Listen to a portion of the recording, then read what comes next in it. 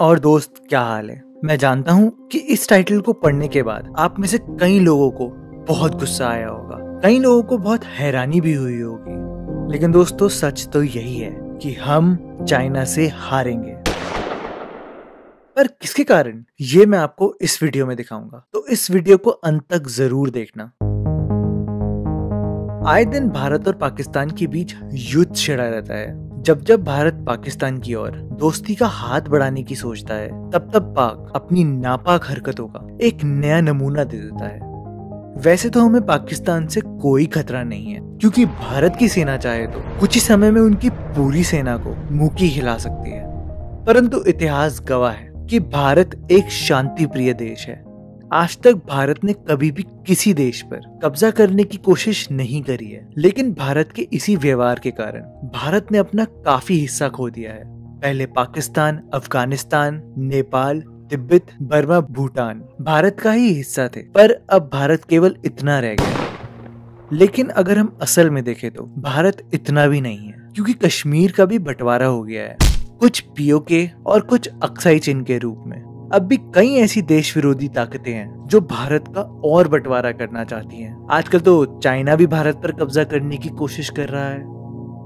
अभी हाल ही में चाइना का एक विमान LAC यानी लाइन ऑफ एक्चुअल कंट्रोल को तोड़कर भारत के उत्तराखंड में घुसा था। चाइना का पाकिस्तान को छोड़कर अपने सभी पड़ोसी देशों के साथ जमीनी विवाद चल रहा है।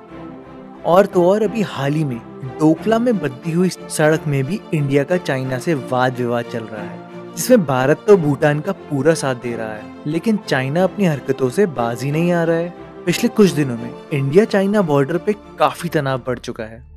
वैसे भारत आज तक कभी युद्ध से डरा नहीं है और भारत की सेना ने दुश्मन का हमेशा डट कर सामना किया है, परंतु चाइना के साथ युद्ध करना बहुत ही मुश्किल है। मैं यहाँ पर आपको कुछ स्टैटिस्टिक्स दिखाना चाहता हूँ, आप जरा गौर फरमाना।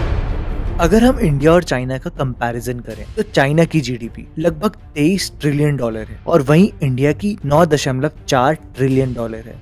चाइना के पास 250 से ज्यादा न्यूक्लियर वॉरहेड्स हैं, पर इंडिया के पास केवल 100। और यही चाइना के पास लगभग 28 लाख मिलिट्री फोर्सेस है और वही इंडिया के पास लगभग 25 लाख के आसपास मिलिट्री फोर्सेस है। चाइना का डिफेंस बजट भी भारत से 4 गुना है।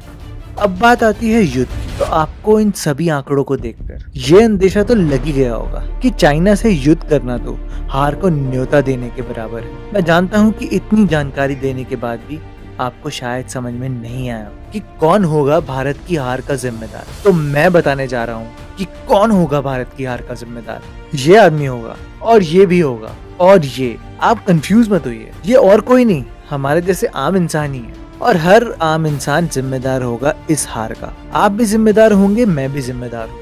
अब आप सोचेंगे कि आपने ऐसा क्या किया है जो आप भारत की हार का जिम्मेदार होंगे। मेरे दोस्त, हम भारतीय चाइना का इतना सामान खरीदते हैं कि दिन भर दिन चाइना अमीर होता जा रहा है।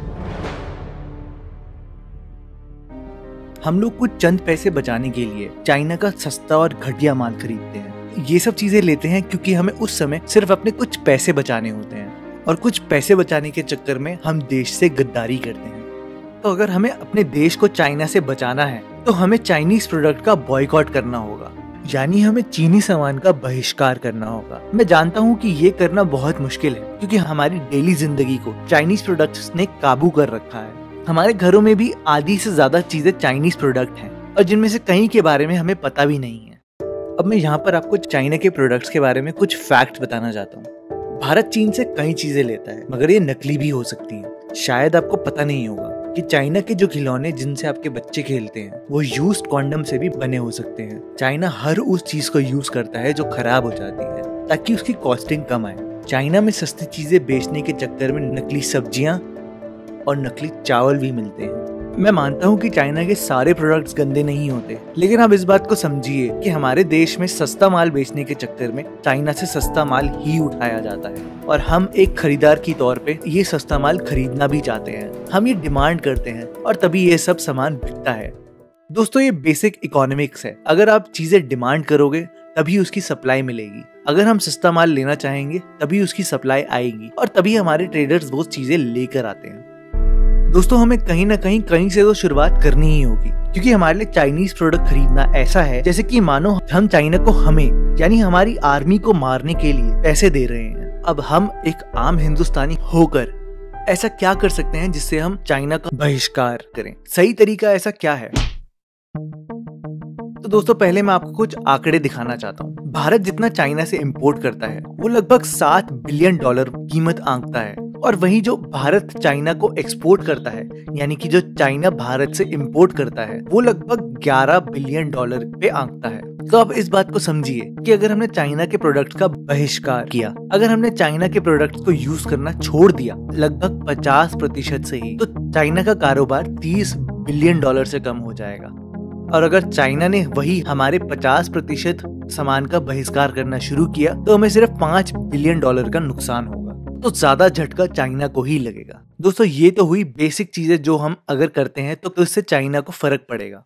अब ऐसा तो है नहीं कि हम रातों रात ही चाइना के सामान का बॉयकॉट कर सकते हैं। ऐसा तो है नहीं कि रातों रात कंपनियां खड़ी हो जाएंगी जो कि चाइना जितना सस्ता प्रोडक्ट बनाना शुरू कर देंगी भारत में और मेड इन इंडिया प्रोडक्ट बनने शुरू हो जाएंगे। ये होना तो दोस्त मुमकिन ही नहीं है। तो दोस्तों हम कुछ ऐसी चीजें कर सकते हैं जिससे हमारे देश में चाइना के प्रोडक्ट की डिमांड कम हो जाए।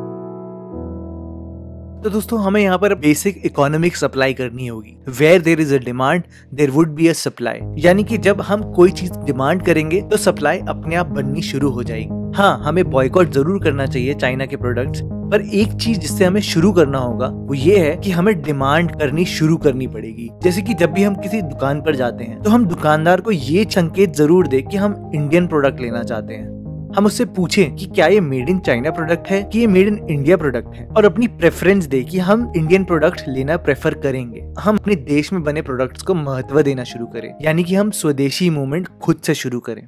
अगर आप ये चीज दिखाओगे दुकानदार को कि आप भारत के ही प्रोडक्ट्स लेना चाहते हो, तो कहीं ना कहीं दुकानदार भी ट्रेडर से यही बोलेगा कि नहीं, लोग चाइना के प्रोडक्ट्स लेना प्रेफर नहीं कर रहे, वो इंडिया के प्रोडक्ट्स ही लेना चाहते हैं। तो ट्रेडर भी इंडिया में बने प्रोडक्ट ही बनाना शुरू करेगा, जिससे कंपनियों को भी ये अंदेशा पहुंचेगा कि हाँ, कि अगर हम ये प्रोडक्ट्स बनाना शुरू करते हैं तो भारत के लोग इसको खरीदेंगे।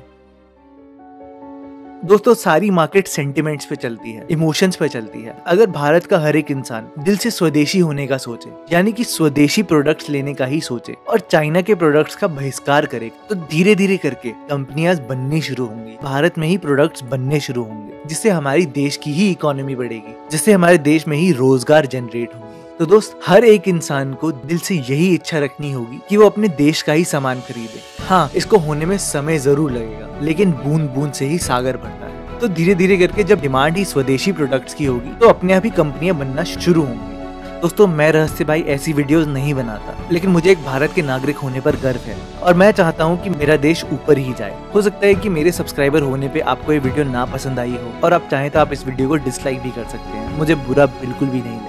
लेकिन इस वीडियो को शेयर जरूर करें और इस जानकारी को ज्यादा से ज्यादा लोगों तक पहुंचाएं। तो दोस्तों अगर आपको ये वीडियो पसंद आई तो इसको लाइक करना ना भूलें, इस चैनल को जरूर सब्सक्राइब करें और हाँ, बेल आइकन जरूर दबाएं ताकि आपको हमारी अगली वीडियो की नोटिफिकेशन जरूर आए। तो दोस्तों इस वीडियो को जरूर शेयर करें और मिलते हैं आपसे बहुत जल्द एक और वीडियो के साथ।